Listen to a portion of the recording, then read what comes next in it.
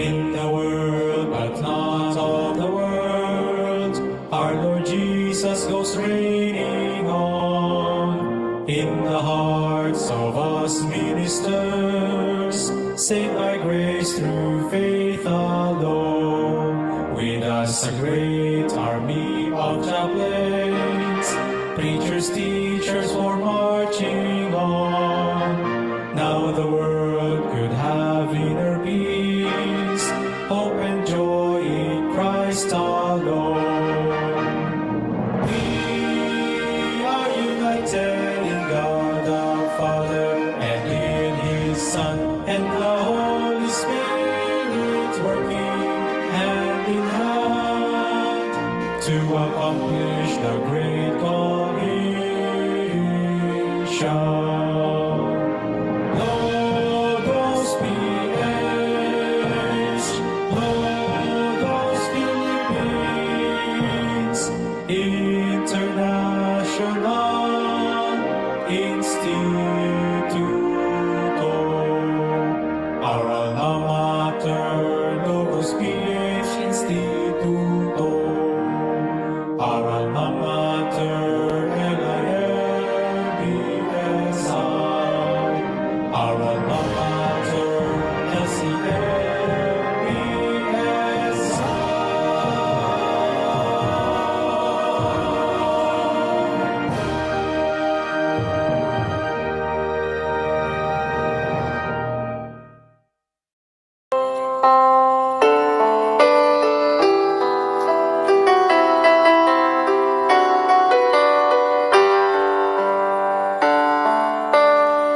In this darkened world, we need the light, a true guide of life to follow. The sure guide of life, the pearl of great price, this truth we will find in God's word. Search God's word, leave His word, for in it we know we have eternal life. Search God's word, share His word, for in it we know they'll have eternal life. In this darkened world, we need the light, the true guide of life to follow. It shows what we need, just what we need to do to lead an empowered life. Search God's word, leave His word, for in it we know we have eternal life. Preach God's word, teach His word, for in it we're sure they have eternal life. For in it we're sure they have eternal life. Share God's word.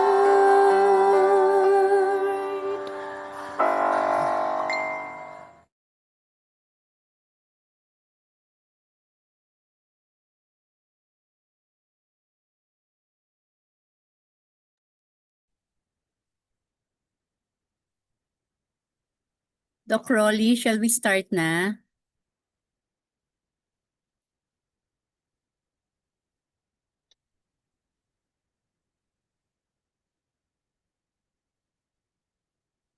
Okay, I'll start.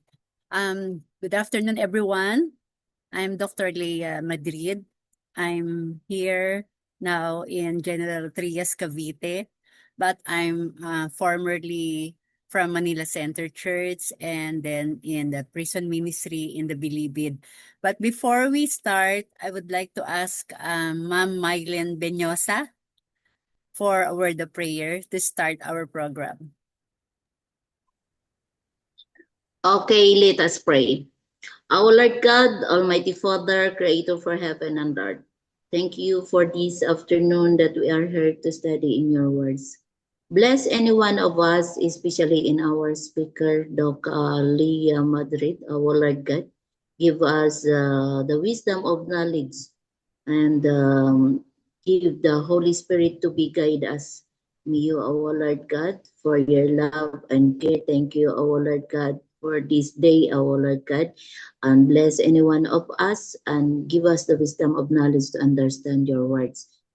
Be guide the Holy Spirit. In Jesus' name we pray. Amen.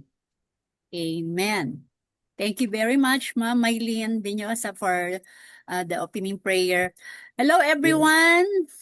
Are you all joyful and glad to be here in our class for today? Huwag po tayong magdinervyos at mahihiya. Kailangan open lang tayo dito sa ating class because chaplaincy is not a confusing or yung nakaka-nervous na class. Dito po tayo ay since chaplaincy is a presence and support, yung ating pong motive dito ay presence and support. So tayo dapat we're always present and supporting each other as students and chaplains here.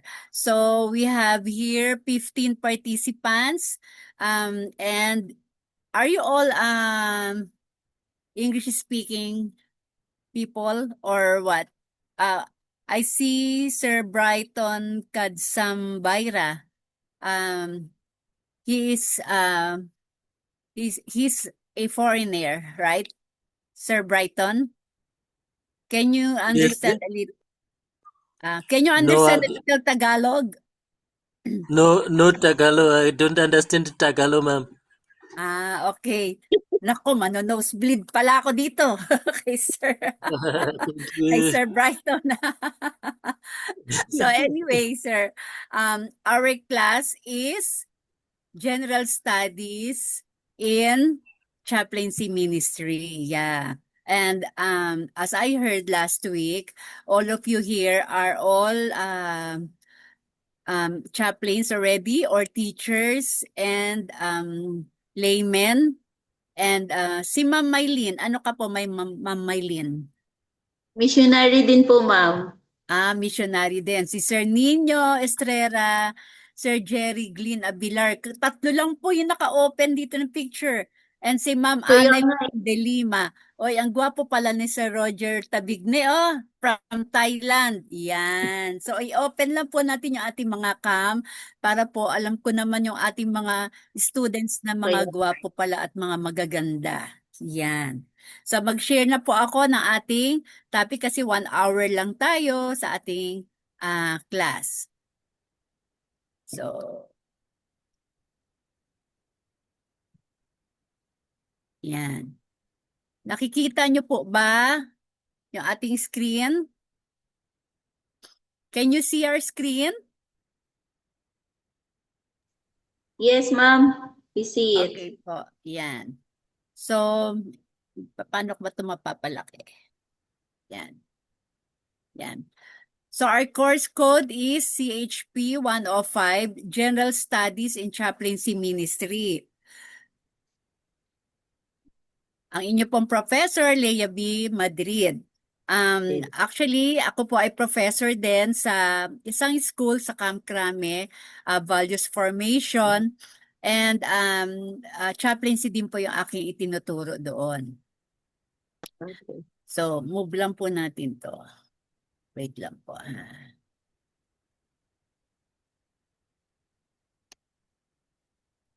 Yan. So, the history of chaplaincy, you take note po kasi dito tayo kukuha din na exam. The subject, General Studies in Chaplaincy Ministry, is a comprehensive view of the work and ministry of the chaplain and provide basic insights to Christian biblical counseling. So, ano po ba yung difference ng pastor and a chaplain? I remember Doc Rolly already gave you some introduction about the chaplaincy. Di ba po? So there's a difference between a chaplain and a pastor. A pastor is taking care of his, you take note of this ha, the pastor is nurturing and taking care of his congregation inside the church. All members of the church which he belongs. Like if he is a Seventh-day Adventist, he take care of the all members of the Seventh-day Adventist church members. But the chaplain is a person who provides and nurtures the people outside the church. So tayo pong chaplains, we work outside the church. And we work regardless of religion, race, ethnics, and everything. So wala tayong kinikilingan. Yan po, no? We don't choose any person who needs our help. So regardless of their religion, we work with them. So next slide. This is our course outline, part 1, Surviving in the World of Chaplaincy. Chaplain Duties, Lesson 1, Introduction to Industrial Chaplaincy. Pastor versus Chaplain, Chaplains in Law Enforcement's Overview, the Fire Chaplain, Prison Ministry, the Hospital Chaplain, the Hospice Chaplain, and then the next is the Corporate Chaplain, the 3 levels of chaplaincy, ecclesiastical endorsement, the professional paid chaplain, the volunteer reserve chaplain, and the visitation chaplains. I guess all of us here already as Seventh-day Adventists, we are all missionaries and we have a care group po, no, di ba? We have a care group in the Sabbath school, in the church. So most of us here are already visitation chaplains. Excuse me, Doc Laya, excuse me. Yes po. You may want to maximize your or zoom in your screen, or what would you like? Okay po. Paano ba natin? Doon po sa baba, or you can go also to the home there on top. Saan ba pipindutin And then natin dyan? you can like reshare. This one. And then you can like Mali. tanggalin niyo po muna yan. Ayan. Tapos i-maximize niyo po. Share And ko then muna. share. Okay, i-maximize niyo po muna yung yung kanina, yung PowerPoint, and then share yung the maximized screen, Wait po. full screen. Nawala ako. Wait, Doc. Nawala yung ano ko. Nagtago lang po. You can click alt tab at the same time if you're using a notebook. Alt tab. Okay, if you click alt tab, Ayan. it will show up there. Okay, good. And then you can click full screen. Okay, and then yes. Ito. And then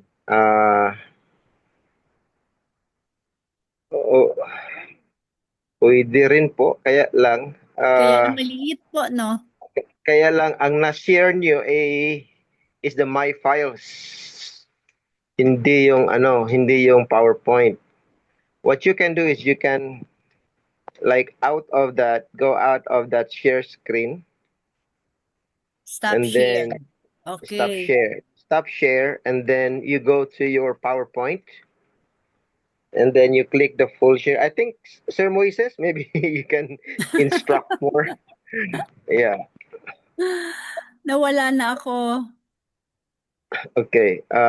As long as the PowerPoint is running po, you can run the Ano ba? PowerPoint, and then when you run the PowerPoint, nakita niyo Ayan, po, nasa share po ako. So, anong i-open ko? unahin niyo pong PowerPoint. Apo, yung PowerPoint. Okay, hindi. tapos full screen muna ang PowerPoint. Para pag share Wait screen, you muna. have the option to click the full screen. I-open ko Dapat ulit po itong PowerPoint ko. Yes po. Yeah, PowerPoint first. And then you full screen the PowerPoint. This one, full screen. Okay. Hindi na, ano muna, Ayaw. wag mo po muna yung i-share. Wag ko muna siya Okay. i-share. Huwag kayong dumaan sa share. Talagang pumunta kayo diretso sa PowerPoint. Hindi po dito sa hindi po dito sa Zoom. So what you can do is click Alt sa screen nyo, sa keyboard nyo po, i-click nyo at the same Mag-leave time. muna ako, Doc. You don't need po. You don't need. You just click Alt Tab. You will see everything there on your screen. Alt Tab. ALT plus Tab. ALT. Yeah. ALT plus Tab. Okay. Pag i-click nyo yan, sabay, you will see all the apps on your screen. Wait, Doc. ALT. Nawala ako. ALT tab. Huwag po kayong mag-alala. Basta it's a learning process. Sa umpisa lang po yan. ALT and then Tab. Magkasabay po sila. ALT tab. tsaka yung tab. Wait, Ah, nawala tab. na ako. ALT tab. Okay. May lumabas na po. ALT Yan. tab.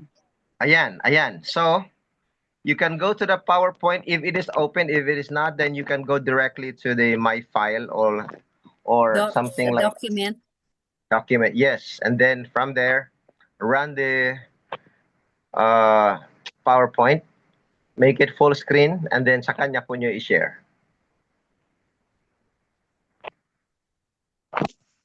Ang hirap pag hindi techie. Practice lang po. No worries, practice lang po. Ayaw na mag-open, Doc. Alin na, yung PowerPoint? Naka-PowerPoint na po kayo? Yung files. If hindi mag-open yung files, it's possible it's already open. It's already running. Yeah, dalawang So, laptop kasi ginagamit ko. Mag-out po na kaya ako, Doc? If that is your choice, pwede rin po. It will take some time to come in. O sige po, Oo nga, subukan hirap nyo. mag-out. If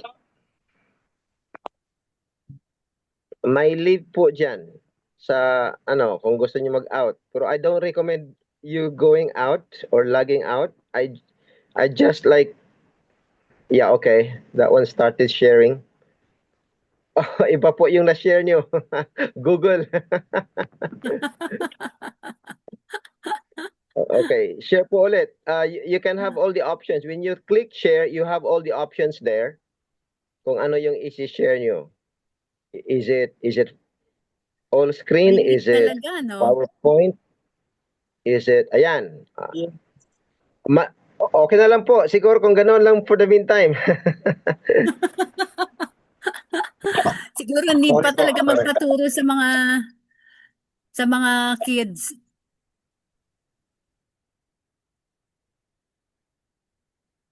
Yan, nawala na. It's showing na po. Showing na po ba? Hindi ko na makita.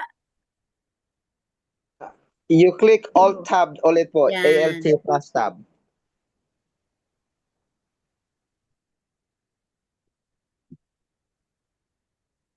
Yan. Okay po. Parang lalong lumiit.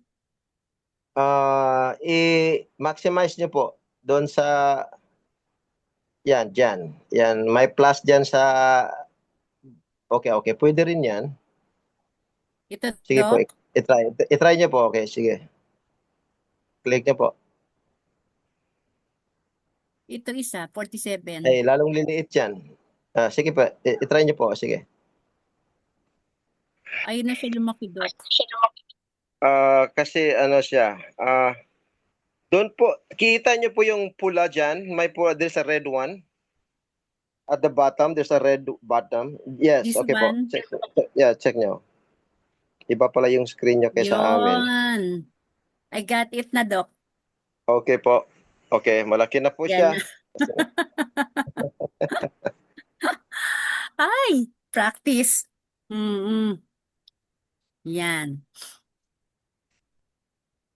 So, andito na tayo sa, yan. Hello everyone, very, very sorry. Ganyan po talaga sa chaplaincy, nagkakamali tayo paminsan-minsan and we need to learn more. Yan.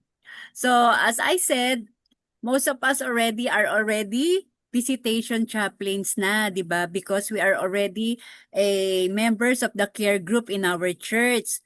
But when we visit people, ito po, mapapag-aralan natin dyan, we will learn in a few weeks from now na pag dumating na tayo sa topic na ito, we will learn how to visit.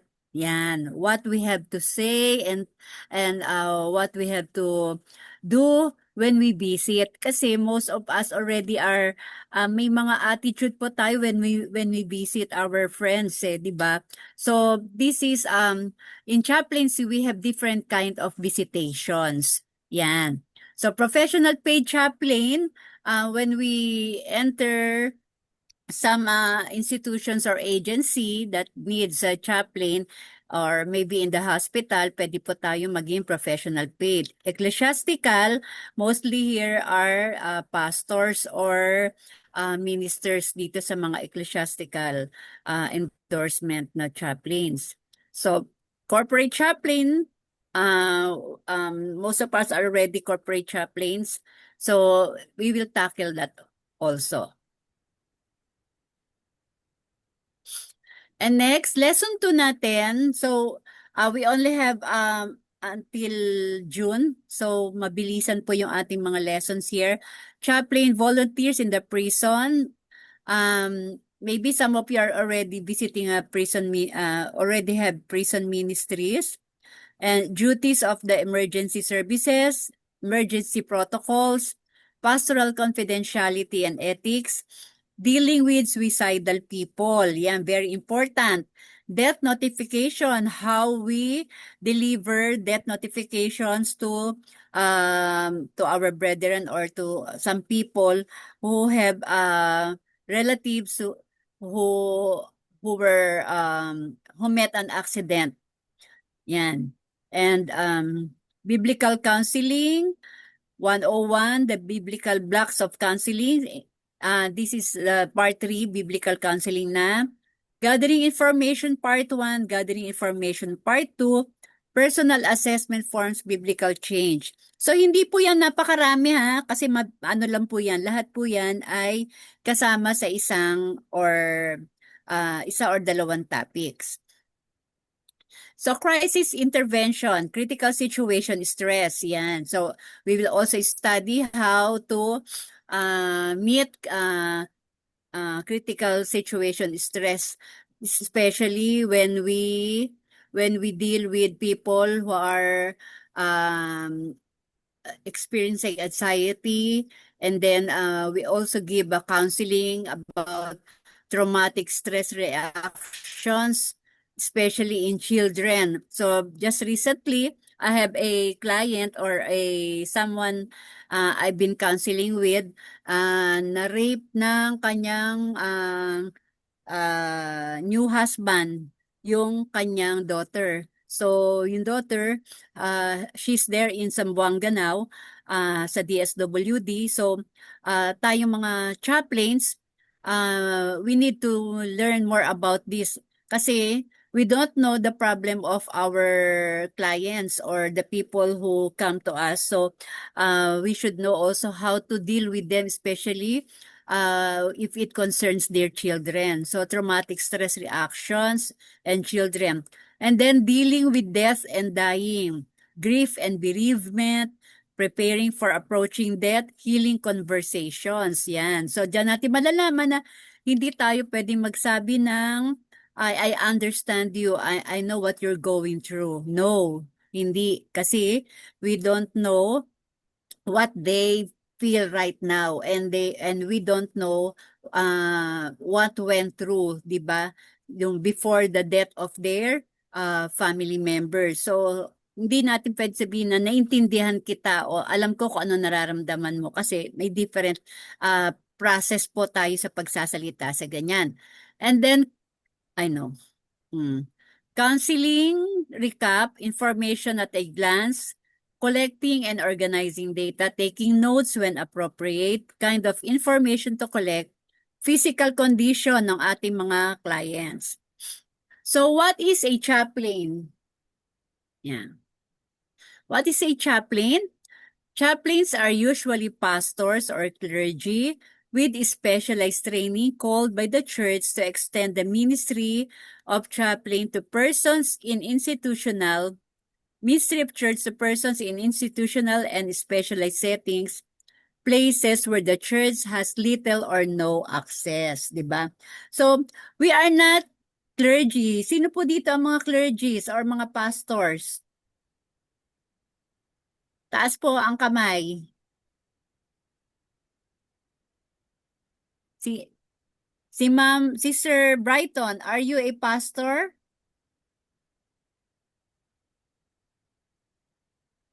So wala pong pastor dito. So may mga clergy po, may mga laymen. May mga laymen po ba? Yes. All of us, ayan, all of you are laymen. Yan si Ma'am Eileen, layman siya. And then church elders. Yan, si Sir Michael Jonggay from Romblon. Ay, from San Fernando, Romblon po ako, magdiwang yung aking mga magulang. Yan. Saan po kayo sa Romblon, Sir Michael? Excuse me.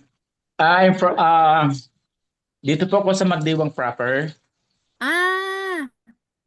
Magdiwang kayo, magdiwang ang nanay ko, tansyong ko. Yes, I was assigned here and installed last January. Opo. So layman po kayo, Sir Michael. District pastor po. Ay, district pastor pala, Pastor Michael Jonggay. Opo. Glad to see you po dito sa ating natin, sa ating class. Yan. So, kilala niyo po si Sharon, no? Si Ma'am Sharon. Yan. Sharon Bontilao from San Fernando naman po siya. She's also our chaplain here. So, let's move on. Yan. So, history of chaplaincy in Republic Act 1069, an act to establish the chaplain service as regular component of the Army Forces of the Philippines. So, actually po talaga, being a chaplain talaga, ito po ay not necessarily for civilians like us, di ba? Ito po ay para lamang sa mga talagang mga armed forces talaga, sa mga military, sa mga uniformed men. Pero nagkaroon na rin po, kaya ngayon pa lang na-open na pwede tayong maging chaplain, pero meron po tayong dapat aralin before maging chaplain. So, hindi basta-basta maging chaplain. So, here in the Philippines, Republic Act 291, otherwise known as the Armed Forces Officer Personnel Act 1948, as, po yan? Ano yan? As amended. Yan, as amended. So, hindi dapat, actually, hindi po talaga tayo as chaplains required to wear uniform kung hindi tayo talagang na-ordained and na-commission as chaplain. And then, right now po talaga, sa Camp Crame po, we are not allowed to use our ranks na as chaplain. Kasi ang pwede lang po mag-use ng rank ay yung talagang yung mga hired chaplains po nila. Yung talagang mga hindi civilian chaplains. Yon. So RA 1069 establishes the chaplain service as a regular component of the Armed Forces of the Philippines, amending various provisions regarding appointments, promotions, and eligibility for the Chief of Staff position, as well as remaining Air Corps and Naval Patrol. Yon. So, meron po tayong member here, si Sir Basiron. Yan. He is already in the army, no? Siya yung nag-apply siya ng chaplain here para sa kanyang work sa army, doon naman yata siya naging chaplain. Yan. So history of chaplaincy. Traditionally, a chaplain is a minister such as priest, pastor, rabbi, imam. Yan. So rabbi is a Jewish priest nila, and imam is a Muslim, lay representative of religious tradition attached to a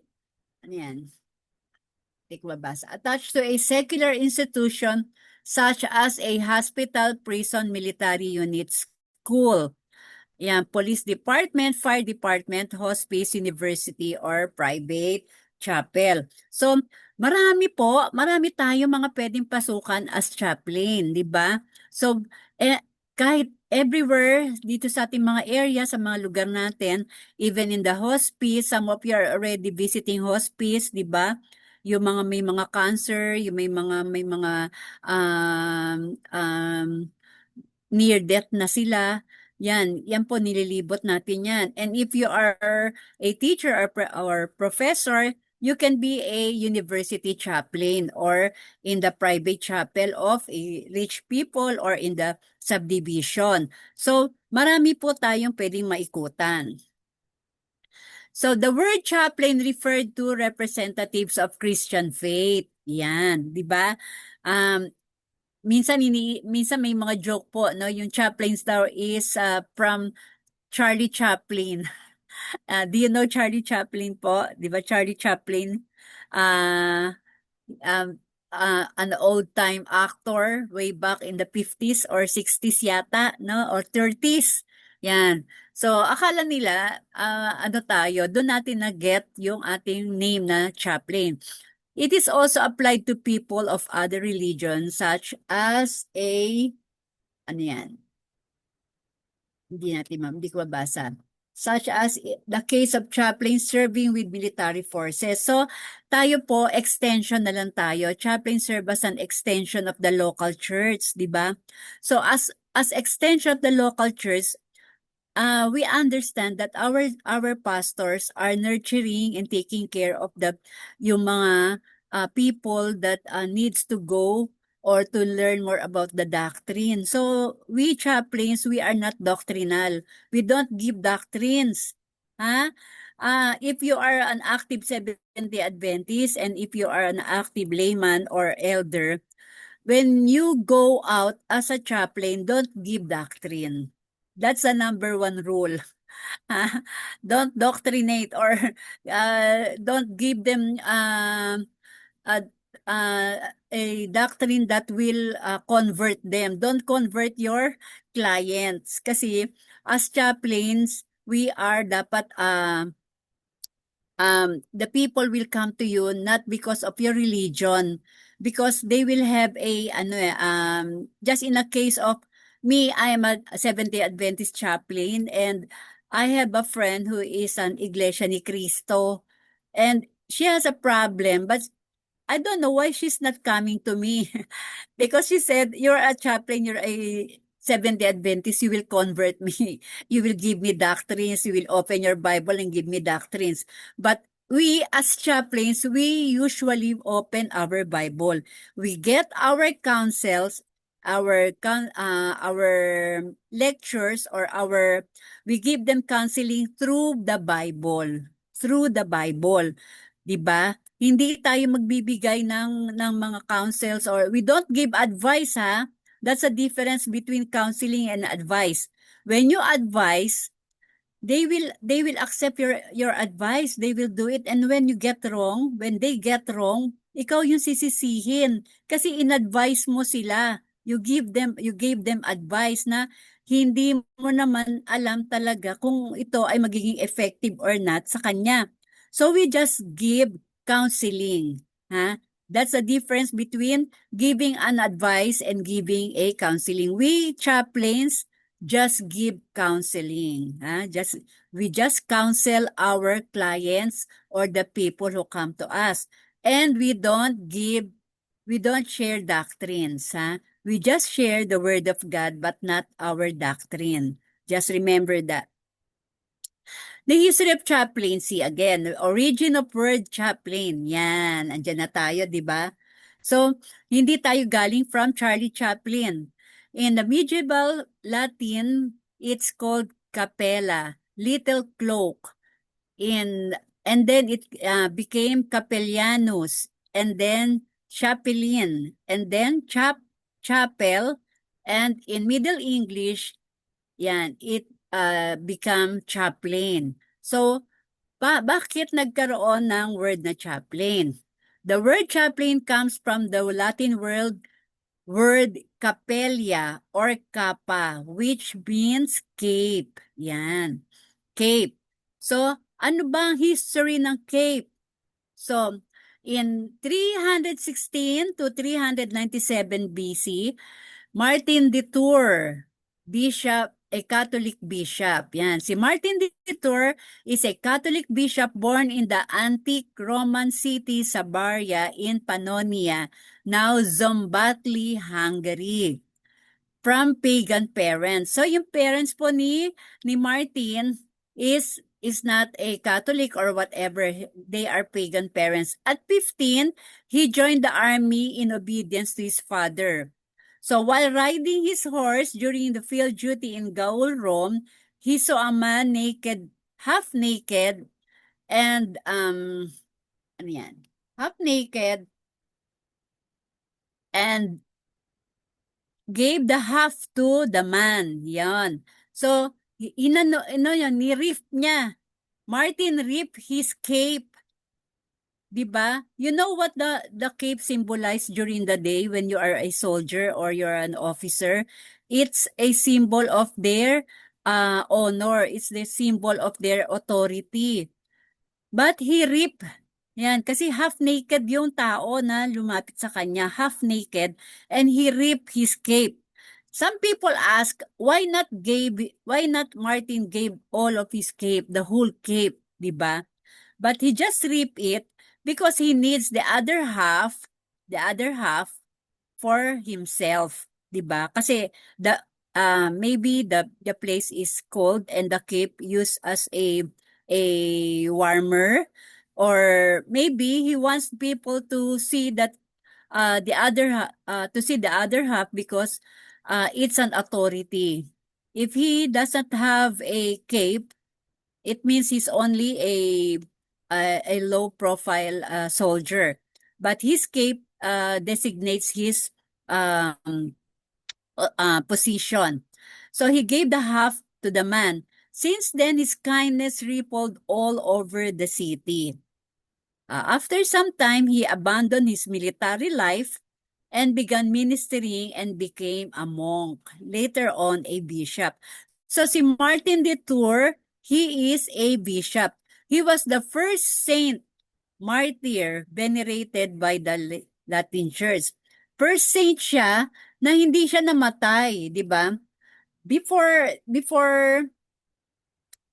as we all know, before you become a martyr or become a saint, you must die first, di ba? You must die first. You must be dead. But Martin de Tours, he was still alive when the church, the Latin Church,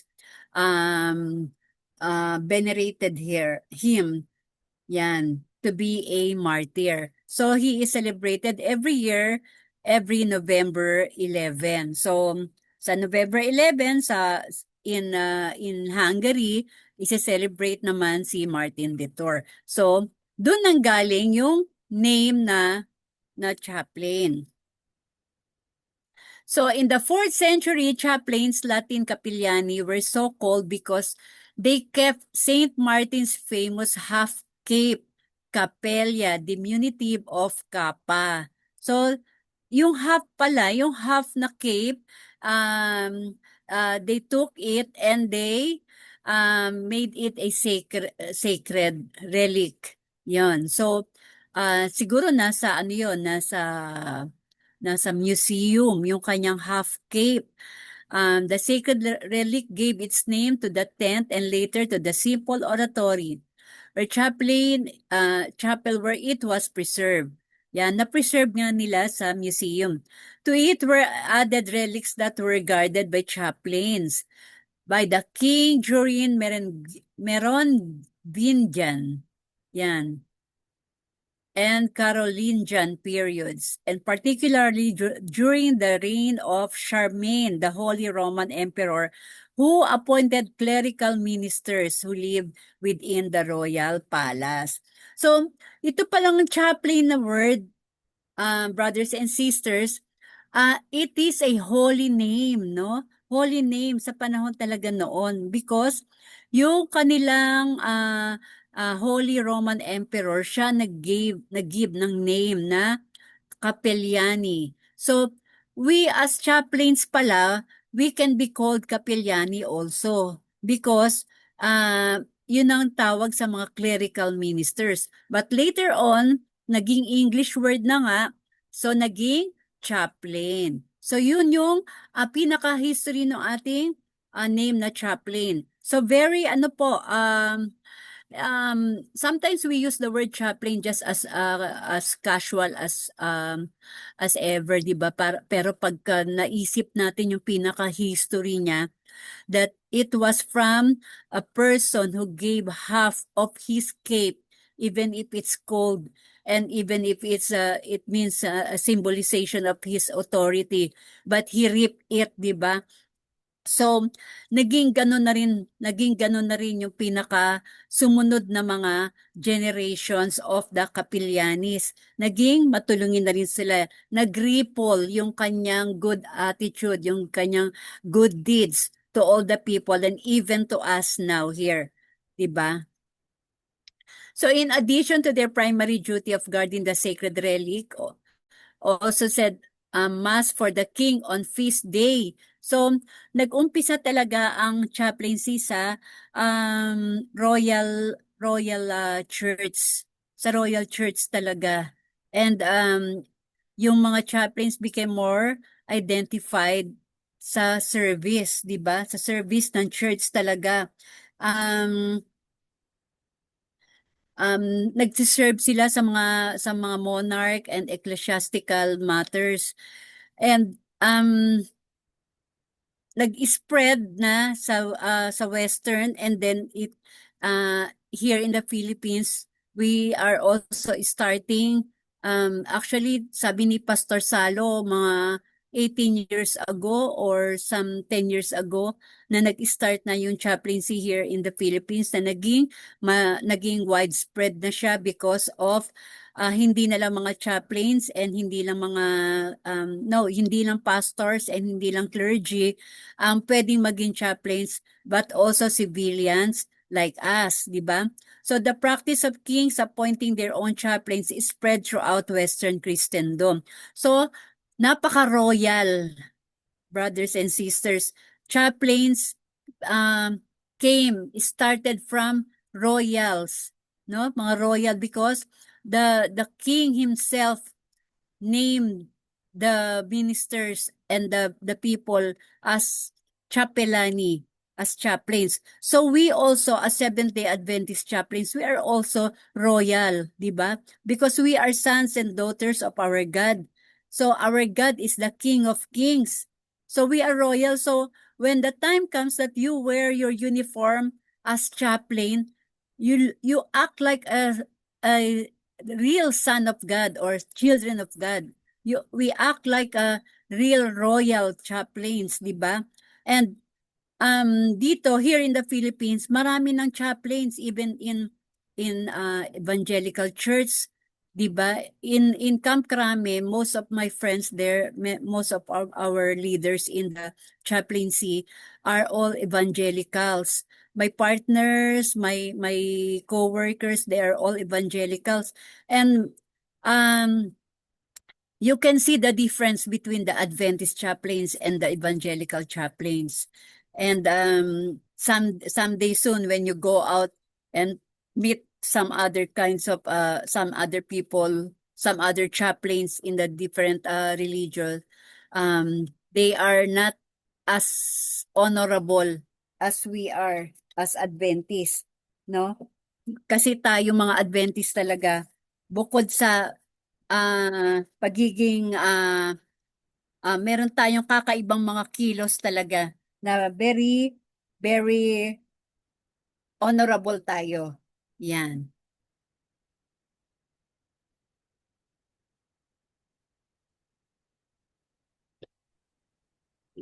Wait. Are you still there? Can you still hear me? Yes, Doc. Yeah. Wait lang po. Ano tayo? Doc Mga Lia, coach? Doc? Doc Lia, may I have clarification when it comes of those example in the Bible that we considered as a chaplain, even though the word chaplaincy was not there in the ancient time? Is there any Yes, Doc. biblical example that be considered as a chaplain? Yes, Doc. Wait lang. Later, I have it here in our, Wait, Doc, ha. Nalobat ako. Yan. Lobat. Okay. What happened? I cannot move na. Doc Moses, bakit di ako makamove? Yan. Yan. So many of the royal chaplains were appointed to bishopric. So okay na po yan, no? Mga sa Royal College of Chaplains, they have schools na. So they spread na, nagkaroon na ng mga schools. Especially it started in Great Britain kasi andun yung mga royals. So whose duties now involve little more than preaching occasionally in the chapel royal. Actually, yung mga chaplains po before, hindi sila talaga nagbibigay ng religious rights or whatever, yung parang siguro ang ang ano lang nila ay to bless and to guide those in the naval naval nila agencies. Kasi ngayon na lang nag-start na yung ating mga chaplains are nagbibigay ng actually yung whole talaga yung the general kind of sharing to the people who needs counseling. Kasi before, yung mga chaplains nila, nag-bless lang, nagpi-pray lang, opening prayer after, then closing prayer, and bless the officers, and bless the boat. Ganun lang sila dati. Pero, mataas yung rank nila. So, kasama lang sila doon sa ano na yan, sa boat, sa ship, and then sa mga battles. Ngayon iba na, 'di ba? Iba na, naging wide na, naging mas malawak na yung ating ang ating work sa lahat ng mga tao. Mas malawak na yung ating mga ginagampanan. So, yan. Na-lecture na natin to. So, yan. So, chaplains serve in the armed forces of most countries, generally as commissioned officers who are not required yung mga doctrines, di ba? So, hindi sila kailangan magdala ng barel. So, yung mga chaplains po, pero in Camp Crame, yung ibang mga chaplains po natin, lalo especially yung mga matataas ang rank, may mga baril sila kasi ano sila uniform men din sila.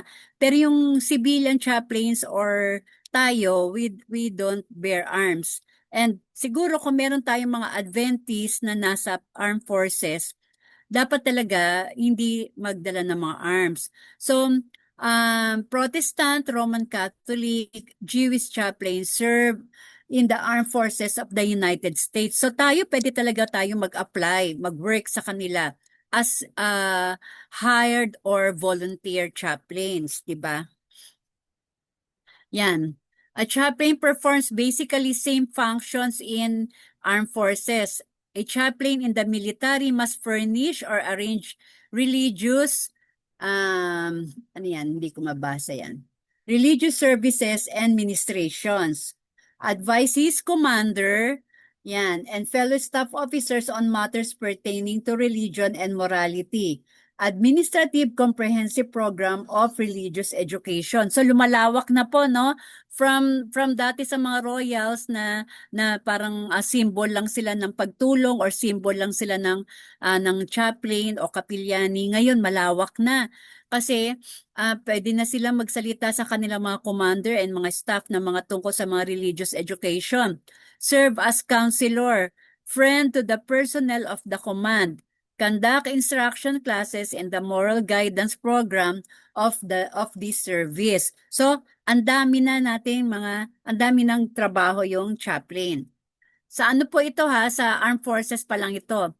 So in the Old Testament, in the Bible, chaplain started during the time of Moses and passed on to Joshua. So, si Moses po, di ba, in Deuteronomy 21:4, he passed the leadership to Joshua. Kasi si Moses, isa siya sa mga chaplain. He is a guide, a leader, di ba? And moral and spiritual leader ng mga Israelites.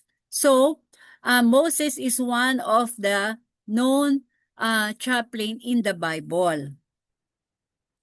And then in the New Testament, Jesus gave a parable about the Good Samaritan. In Luke 10:25 and 27, we already know the story of the Good Samaritan, di ba? He's like Martin Detour, di ba? Even if he doesn't know the man, di ba, na injured dun sa pathway na nadaanan niya, ay pinagamot niya, dinala niya sa paggamutan and inasikaso niya. So, the Good Samaritan is the original and one of the original chaplains in the Bible. And then, for the true believers of Christ, the clear example of a chaplain is none other than our Savior Jesus Christ, on which his followers are called Christians. Later on, Christian chaplains. Yan. So tayo po, Christian chaplain. I remember, kami po mga sa Camp Crami po, ay meron po kaming cross sa aming uniform. Meron pong cross na maliit na pin. Kasi, some of the chaplains are Muslims and some are rabbis. So para ma-identify if you are a Christian chaplain, your uniform should have a cross. So yun po, meron kaming cross para yung mga Christian, pwede silang to come to us as Christian counselee, di ba? So kung makikita nila na wala kang cross, siguro maybe Muslim ito, maybe ito ay imam or Buddhist, di ba? So may mga identifications po. So tayo ay Christian chaplains. Peter made one of the simplest statements about Jesus that you will find in the scripture, but it is also packed with meaning and application. He said that Jesus went about doing good. Yan. So si Jesus talaga yung ating sinusundan. Jesus is our original and the one and only chaplain in the Bible, di ba po? And then tayo na ang mga sumunod sa kanya. So in Acts 10:38, Jesus went about doing good. And the king will reply, "Truly I tell you, whatever you did in one of the least of these brothers and sisters of mine, you did it for me." Matthew 25:40. So tayo po mga chaplains ay meron tayong mission. May mission tayo na galing kay God na tayo ay go and serve, 'di ba? Go and serve tayo. And hindi lang yung ating mga kapwa-tao nakakilala natin, kundi lahat ng ating mga makikita na need ng ating tulong. So, ito po yung ating assignment. Yan. Lagpas na yata tayo sa oras. Yan. So, here's our assignment.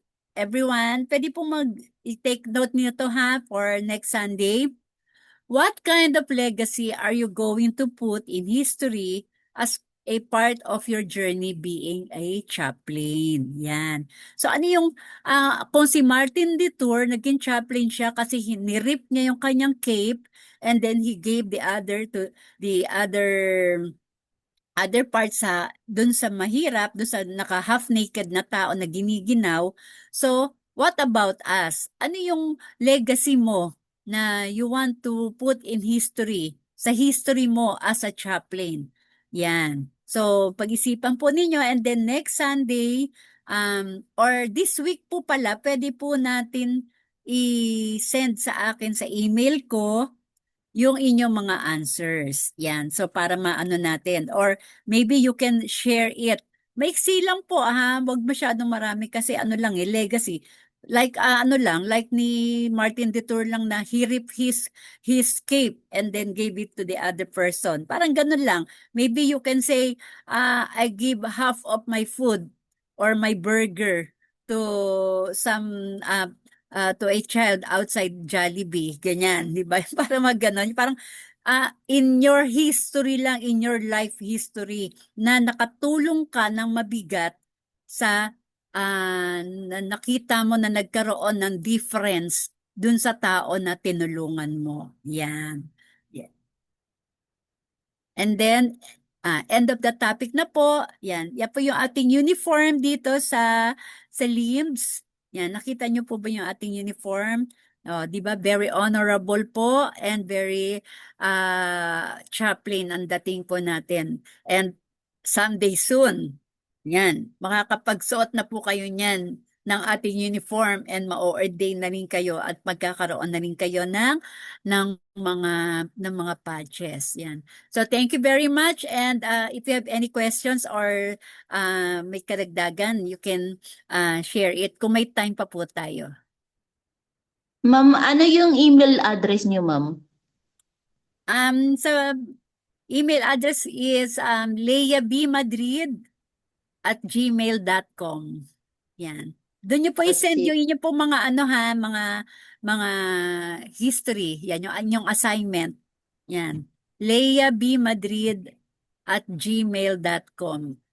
Puro ano lang po siya, puro maliliit lang siya na letters. Yan. Okay. So, meron pa po ba tayong mga share or may time pa ba tayo, Sir Rolly? Do we still have time? Professor. Okay. So our next professor is already here na po yata. So Pastor Michael Jonggay, okay na po ba yung ating question kanina? Yes, ma'am. Nasagot na po. Opo. Thank you Opo. po. So inuna lang po natin yung mga secular history and then yun sa Bible po. So that's all for today.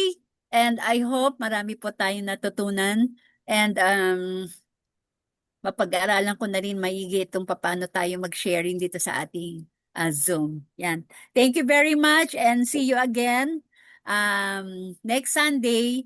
And I hope na makita ko rin kayong lahat sa graduation na lahat kayo ay maging chaplain. Thank you. Bye-bye. Thank you, ma'am. Ma'am, Bye-bye. Ayaw nga po mag-pray and pwede po mag-open ng camera and then para po mag-picture. Hindi pa tayo, ma'am, Gusto ko makita si Ma'am nag-prayer. Mary Joy. Ano po? Hindi pa tayo nag-prayer, ma'am. Ask po si pastor na mag-prayer sa atin. Opo. Pa-open lang po natin muna yung mga camera po natin. Yan. Si Sir Brighton. Hello. Sir Jackie. Oy, mga gwapo't magaganda pa lang ating mga dito lahat. So, Sir Moises, ikaw na po kukuha ng picture para for record, for the record. Phone lang ang gamit ko. Okay. Hindi ka lagi si Bri. Ang tawayin nyo. Yan. So, lahat po tayo smile. Si Ma'am Mary Joy, hindi nag-open. Ma'am Mary Joy, pwede po mag-open. Yan. Smile everyone. And thank you. Bye-bye. Prayer po muna tayo ni Sir Michael. Yes, let us Pastor pray. Michael. Loving Father in heaven, we would like to thank you for this wonderful study this afternoon with Ma'am Leia, with the topic of the history of chaplaincy